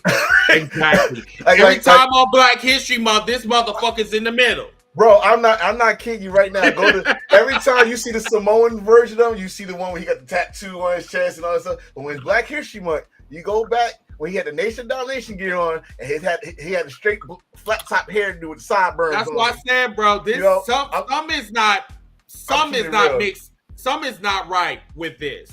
Because I'm like, what he said and what Vince McMahon did to him. I'm like, so he's on Black History Month, but you're not going to acknowledge that? But I mean, I don't know. I'm just a wrestling fan, yes, right? That's Saba Simba. But Ziggy, you said that you wanted to talk to the comment section. Yeah, I had one final thing. Once again, we appreciate the many comments we had. And I just wanted to make sure we talked about this on the documentary before we wrap up the show. And it was from our brother Stormy. He said, I feel bad for Shane after this doc. I know Shane McMahon was another talking point everyone had for the documentary. He said one of the comments that Shane McMahon had was that a lot of the big stunts that he had, jumping off of stuff, doing crazy stunts, was because he was trying to do that to get the adulation of his father, Vince McMahon. And Stormy said, as a father, I would never want my boys to feel that they have to do extra to get my love. So anything that y'all have, as I turn to you all for a form of a rebuttal, what do y'all think about Shane McMahon's inclusion in the documentary and some of the stuff that he had to say? It shows you that the apple don't fall from the tree, because Vince was doing the same thing for his father. And the difference is, though, I think Vince Jr. saw what Shane was about to do. Shane was he wanted to buy UFC, which I didn't. That's one thing I didn't know. I didn't know he wanted to buy UFC, and I didn't know that's the same thing Vince did. Vince had a wrestling company called Capital Wrestling, and he was making money. Show his father, hey, I could be a promoter just like you, blah blah. But the fact that Shane was doing all that just to get some approval, not for the entertainment, but just to get one approval. Like you in an arena, right? You in an arena full of people, but you worry about this one approval, and all you wanted was your father to pat you in the back, say, "Good job, son. That a boy." And he didn't. I don't know if Vince did or not. I mean, they show a video of him hugging him and rubbing his back. He said that was the first time. Was that WrestleMania 32? Was it? Yeah, well, Undertaker. Yeah, he said that was the first time. And I don't know. I'm like I said. My father. Me and my father is somewhat close, somewhat not. He was a part-time father. But if I want to be like my father, then I will not be with my kids right now. You gotta listen, man. If your father don't approve you just because you were his son, and he already told you this, like, yo, you gotta kill me to take this business. He told his son that, like, take that knife, put it right here, and then. But then he wanted to fuck his daughter in the storyline, which is hilarious. Which Tony, this is one thing that Tony Atlas said that kind of trick. I looked at it like, yeah, I see it. They said Stephanie is more of Vince than Shane is. Of course, because they're like, yeah. Yeah. So what'd you say? Nothing. I know, Mid-South, you want to go next, bro? Yeah, so I thought we were gonna do this episode by episode. So I went back and I scammed through it, and I took notes on every single episode. Here's what I wrote for the first one. Vince doesn't like talking about himself. Quote, "No one really knows me." So it's a balance, character versus actual self when it comes to Vince. Here's a little bit more. Yeah, go ahead, bro. Do your thing. He was abused as a child by his stepfather. He only wanted to make his dad proud when he finally got to know his dad. his dad challenged him, especially when he wanted to take over the business. Mm-hmm. From the beginning, he wanted to take over the business and he wanted to coin sports entertainment. So, and I got some more, but I'll just go ahead and get continue because we got some time. Vince so he was a horrible commentator. He figured out how he wanted action called. He went to different territories. He bought all the top guys, which was kind of crooked, but he got his first bit of credibility on David Letterman. Whatever is going on in the world, let's do it in wrestling. He basically put a hit on a reporter. God damn. David Schultz. Wow. Yeah, you that reporter he fought with? Yeah, that's the smack. The smack. Oh yeah, he deserved that slap. Yeah, because that man was like he was an asshole. Yeah, he told the boy. Well, he didn't tell the boys to do. He just put like a little in the window comment and because the shit word of mouth was getting around and it got to that one wrestler that slapped the shit out of him. Yeah, so the reason why I wanted to go over a lot of that information is because basically, when it comes to Shane McMahon, I think someone made a comment earlier, hurt people.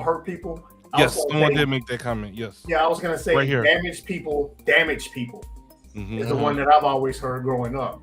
Vince, for the life of me, I don't understand this, but Vince basically turned into his abuser / his father. Dang, that's a good comment. Yeah. That's a very good one. Both of them. You can't leave out the other one because he did both of them. And Can we say the same thing for Stephanie too?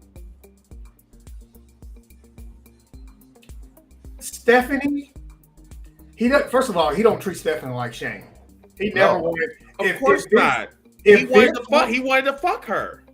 Yeah, if Vince right now, if you ask Vince McMahon right now, hey, if you died tomorrow, who would you want to take over the company? He would have picked Stephanie 9 times out of 10, and probably 10 out of 10. And it's sick though. Comment section is sick. No, that's. I mean, it's funny, but it's just like sick. That's it's funny. It's funny because it seemed like that's an old wrestling Trump. Because they do this angle, and then what's sick about it is, all right. When I say it's funny in this whole trip because it's another woman. This is actually your daughter. It's the fact that he admitted it, and that's the storyline they didn't want to talk about. Which I was shocked that he admitted this shit. Like for years, like it was word of mouth. Like there was a story that was going around stating that Vince was had this storyline that he was wanting to impregnate Stephanie, but for him to actually say it on this documentary, I was shocked. Go. Those that got the DVD, the WWE one. He says that. He says that. My time. No, he says that on that DVD that was the storyline. Shane, are you kidding me? Like they already said that. So he admitted this shit almost down there a decade ago. What DVD are you talking about? It's the DVD. WWE. Oh, that was pre-2014. So right, it's been 10 years. Right. He been said that he was going to do that. Shit. Yeah, he admitted it. But it's like I said with these documentaries, what they talked about is stuff that we already knew, but it got into more detail, more nasty, disgusting details. And when I say nasty, disgusting details, let me say this also: fuck Terry Bollea, fuck Bruce Pritchard. Yeah, Bruce Pritchard. You talking about? Oh, we're into the human side. You ain't showing the human side. Again, go watch the damn on the DVD that y'all made in 2014. There you go. All the human side. You want the charities and all the damn United funds and all that stuff. The Jesus Christ Latter Day Saints donations. You can show that shit. You knew Netflix got a history. At least a good 80% was not going to be some good shit. I also want to say this too. WrestleMania 3 was a sham. It was a scam. Especially that fucking main event. So, I loved it. Hawk was scared the whole day. So apparently, Andre the Giant was slammed 10 times before they got the fucking WrestleMania. Three. You know what I'm saying? I'm like, what are we doing here? What are we doing? They were just well, it didn't happen in front of all of these people, but this motherfucker was slammed like 3 times. He was- by Hulk Hogan. Didn't Ernie Ladd body slam Andre the Ernie Giant? Ladd, Kamala, Hogan Hogan slammed him while he was the bad guy in Shea Stadium. Yeah. It was somebody else that body slammed him before. Originally, this was big time because this was pay-per-view. I saw the Kamala one. Yeah, I saw the Kamala. That's the first one I saw. Like, no way. But this Hogan body slam Afro Andre the Giant. Okay, it happened before. And back to the record. Who cares if it was fucking 90,000, 78,000? But you lied about it for 30 years. Y'all believed your own damn lie. You know, that's why I said when they said that, then guess what? That means the number in Dallas, it's not that long ago, but was it truly 100,000 people in there that Rock used a blowtorch and who don't know, don't care. But you know, when you see this, then somebody go, was Wembley a lie too? Who cares? Was you there? Did you enjoy yourself? That's all that matters. But yeah, for years, they believed the lie. They believed it. It made good TV. Hogan and Andre put the seats in. But what match did y'all talk about mostly in WrestleMania 3? Macho Man and Steamboat. So Even though that still ain't in my. Never mind. No, don't. That's a whole other show, and you know it. A whole other show, you know it. And we want to go there. Well, it's this documentary, man. It opened up either it opened up wounds, or for people that don't know, really got the insight. Like, it's something they didn't talk about. I wanted to talk about. I wanted to talk about the what was Vince McMahon side of the Moolah pimping agency, bro. I wanted. I mean, they did so much things they didn't talk about. That's one I was like, I just learned about Moolah pimping out all those ladies. So I want to know what role did Vince had in that. Oh, maybe they did, and it just didn't make the cut. That's why I want to hear more. I also did want to tell you guys this. This was breaking news from earlier. Yeah, so apparently Vince McMahon is actively working with former WWE executive producer Kevin Dunn to release a response piece to his Netflix documentary, The Man That Does Not Like to Brush His Teeth, obviously. So I don't know what exactly this response is. I mean, what can you say at this point? Yeah, like it's a diss track. Like he drinking. Get the fuck out of here. Yeah. Weird. There weren't any live in this. Yeah, like I mean, like why? What? Kevin Dunn should really stay in his lane and go back to the fucking dentist office. That's what he should do. Just get him some braces and shut the fuck up. Wire his goddamn mouth. Because like, correct me if I'm wrong though. Aren't responses supposed to be responses to lies? Isn't that why you do a response? Because there were lies. Like they literally interviewed people. They showed factual information. There was no lies in this. What could he possibly say to cover himself from what we watched on Netflix? And that he actually admitted. Yes. And the thing about it is, Mayor, is that of course WWE Talk is not going to talk about this because it's bad publicity on their cult leader, aka their Donald Trump of professional wrestling. So of course they're not going to say anything. They're going to have the dick in their mouth and they're going to continue to keep sucking it until he come on their face, which they like it. Oh, no diddy. Bruh. I mean, what they're going to, isn't that? I mean, you know, they like to get the cream filling, the Twinkie sauce. That's what they like. That's what they like. I mean, come on. Listen, we're all grown adults. I mean, you know, the one thing that a lot of these WWE fans like is like they like dick service. That's what they like. Anything that they put out on television, I mean, they are willing to suck it. Literally. The fact that Thank you. It's Sunday. I know. Please give me that sermon. The fact that he paused and looked at the camera. Really? But, you know, whatever. I land my plane with that. Are we on final thoughts? Oh yeah, okay. So we're like 10 minutes into the show, everybody. Or 10 minutes. Till 10 minutes more, or 10 minutes. Yeah, okay. You get what I mean. I know what you meant. Go ahead, Storm. I'm calling you Stormy. The fuck? I'm sorry. Because Stormy's in the chat. He said, "Calm down, Pat Patterson. How dare you, sir? How dare you?" Who's he talking to? Who's he talking to? He ain't talking to me. He ain't talking to me.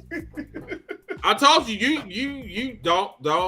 There's one thing I play, but not like that. Wait, what happened? There's no pedophiles over here. There ain't no pedophiles over here. I said, don't do that. I said, because you don't want me to come for you and your booty. You don't want me to do that. Don't do that. I told you, I don't play like that. Okay. But anyway, let's go to final thoughts. Miss out. You got final thoughts. My final thought is real simple. You don't have to always talk about the bad stuff in wrestling. Talk about the good stuff in wrestling from time to time. You don't have to go down the card. And I'm trying to keep from distinguishing between the two companies. You don't have to go down the card or watch with a pencil in your hand for the one thing you don't like about a show.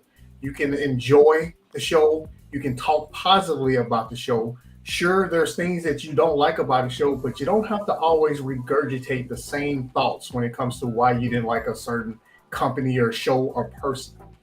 And that's all I got. Let's just enjoy wrestling. Do you think we regurgitate the fact that we watch the Bloodline, even though that's what we see on WWE television? You call that regurgitation? When I say regurgitation, I'm talking mainly about, let's say, for instance, storylines. Let's say, I'll go ahead and speak in generalities here. AEW doesn't tell stories. We hear that repeatedly. They don't tell stories. Okay, well, why don't you like AEW? Well, they don't tell stories. Okay, why don't you like AEW? Well, they don't tell stories. They don't tell enough stories. So they never told us, not while we're on the subject, they never really told us what is telling the story in their definition. Because it seems to me like Tony and Mariah May were telling the story for almost a year. Like, what are we doing? They're definitely telling stories that ring of honor. Bro. I mean, what the fuck Swerve and Heyman Page was like? What going out for a picnic on a Saturday day? And that's just within the company. They tell us that within the company. It could be. It's different. Like you said, you try to find out what the meaning of the story you're talking about, which some people is story within the company or something that happened outside the company that's going to bring them together. Why are we so excited at this match? I.e., or the story that happened on YouTube or TikTok or Facebook or Twitter or whatever. Maybe the story started on the internet, so this is why they're fighting tonight. Or maybe I just don't like you, so I'm fighting you tonight. How's that? You suck. Right. So it's like if you guys watch like Deadpool and Wolverine, like I'm gonna fight you now. Wait, what did it say, Chris? That was perfect. That was perfect. What was it? I'm gonna punch you in your face. Yeah, but not that one. It's I'm about to make a name for myself here. Right. But me punching you in your face. For the longest, I've wanted a feud to start just because somebody stepped on somebody else's Jordans. You scuffed my limited edition Jordans, and now we fighting. That almost happened. Tim. That almost happened. BET. That almost happened. Do the right thing. Right. 1990. Right. White man went past somebody's short. Scraped the black dude's shorts and talking about, hey yo. You messing up my pride, my nigga. What the fuck? He's from Boston. That Larry Bird jersey on. What's doing? Go back to Massachusetts. I was born in Brooklyn. Oh. I mean, I'm sorry. I've seen that movie like 1,001 times. I'm so serious. But Miss Out, what can we find you, bro? Just on TikTok. That's all I do. At Miss Out to NWA. Yeah, I need to start making videos again. I was about to say, what do you do on you TikTok, stopped. bro? I mean, I know you're on the cookout, but what do you do on your channel? So usually on my channel, I just try to just throw some old wrestling history on there.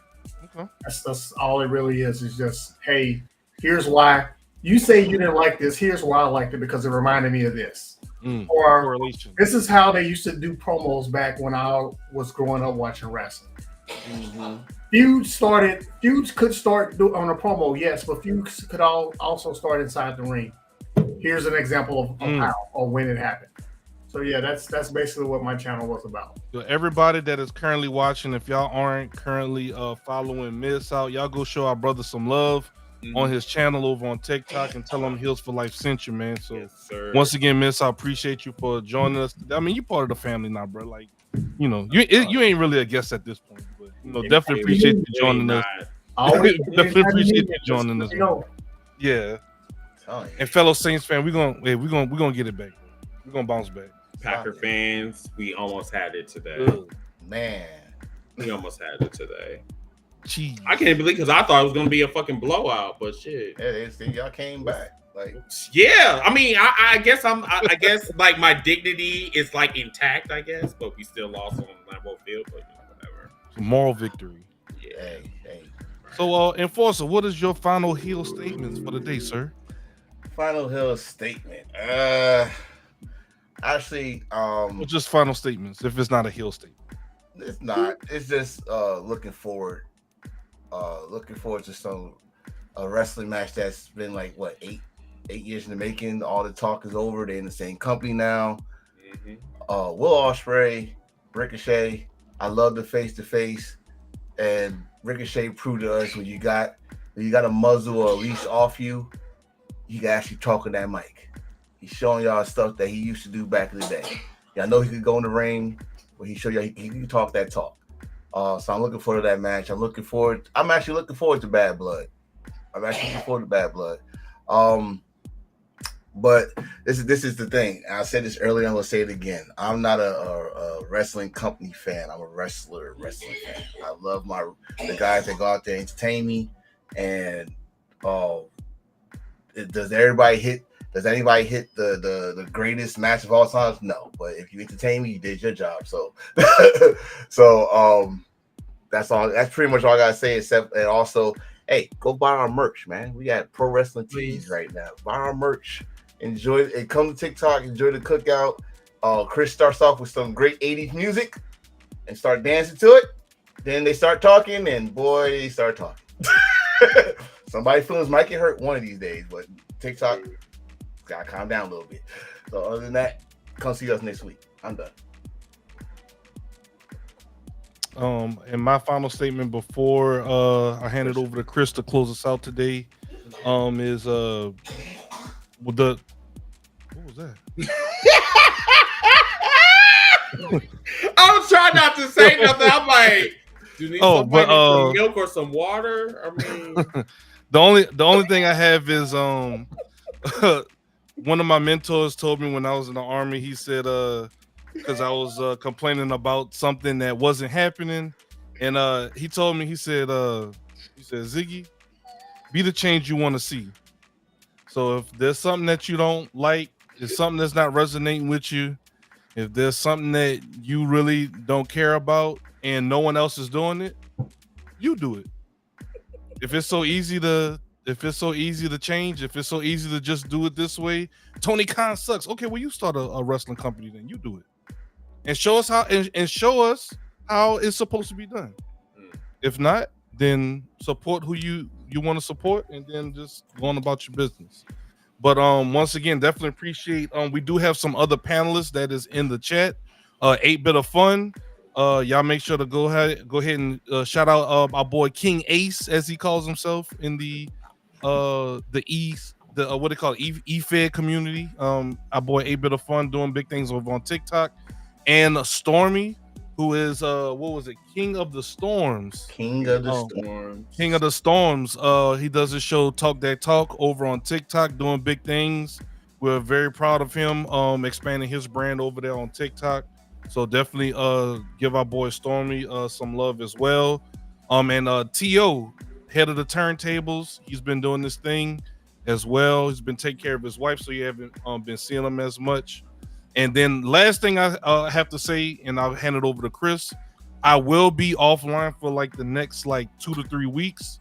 I have finals coming up for my school. I have a final project, and then graduation will be in 3 weeks. So I gotta kind of lock in, and then we're gonna go get this bachelor's degree, get this piece of paper, and then gotta lock in for a few. But our boys Chris, Enforcer, miss out everybody in the Hills for Life family is gonna hold it down for me, and I'll be back. I will be in the chats and everything like that, but this project kind of whooping my ass. I ain't gonna lie, I'm getting cooked.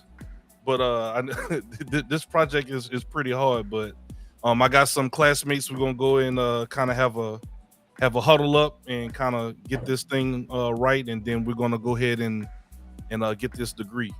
And other than that, I appreciate y'all, and I'm gonna hand it over to the wild card, and we're gonna go ahead and close the show off. Thank you, Ziggy. I appreciate it. Once again, congratulations to you and your success, and going after that paper. The one thing that I do strive for our co-hosts on here, excellence. I always tell people to go branch off and build up your platform. You know what I'm saying? Once again, hashtag Hills for Life. This is home. The Cookout. This is home. You know what I'm saying? So, but just shout out to you, Stormy, T.O., and everybody else that's doing great. I do want to talk to Mid-South. Mid-South, since Ziggy is going to be gone for the next 3 weeks, would you like to come on for the next 3 weeks? Probably. If yes. not, but I cannot tell you if I will for sure. Understood. Without speaking to the wife first. That's cool. So if I'll probably put you on the consideration, and then I'll probably get somebody else on. But what I'm saying, you're really a good fit. Yeah, you're a really good fit on here. So that's why I was like, hey, if you want to come on here. And Miss Out is that guy, bro. Yeah, I want to do it. So I'll give you an answer by tomorrow. Yeah, just got to run it by the missus. And also tell her we said hello as well. Tell her we say thank you for allowing us to borrow you for a few hours, different things like that. Tell her that, we ain't trying, we don't want no smoke with Mrs. Miss Out. No smoke at all. And then also too, we will be doing a cookout for probably an hour. Just to kind of give get some feedback from everybody on how they like the show and all that shit. And also, please follow us on all social media platforms. On YouTube, please like this podcast, please. We've been doing good. The last show, we got about 400 views. I want to try to get to our very first 1,000 views or whatever. So I'm going to be working hard on our X, so we can get that. We need to get that platform back because we was doing numbers when we was on the X. So that's where the cookout started. That's where we met Stormy, T.O. That's where we met. That's where the pillars of the cookout. So the original cookout. But yeah, after the show, we will be doing a cookout. Matter of fact, we're going to be talking about Bad Blood. So join us on the cookout on in about 5 minutes or so. Also, we'll have a post-show cookout. Yes. We will be having a post-show cookout because I'm looking at my phone right now. Until that time, everybody, I'm your host, Mr. Team Bring It, for Mr. Ziggy, Enforcer, and our special guest, Mr. Midside. We'll see you guys 8 o'clock Central, 9 o'clock Eastern next week. We will be having a cookout for Bad Blood on Saturday night. And we will have our show on Sunday night. So until that time, have a wonderful night. We'll see you guys on the cookout. And we'll see you guys next week. Same podcast time. Same podcast.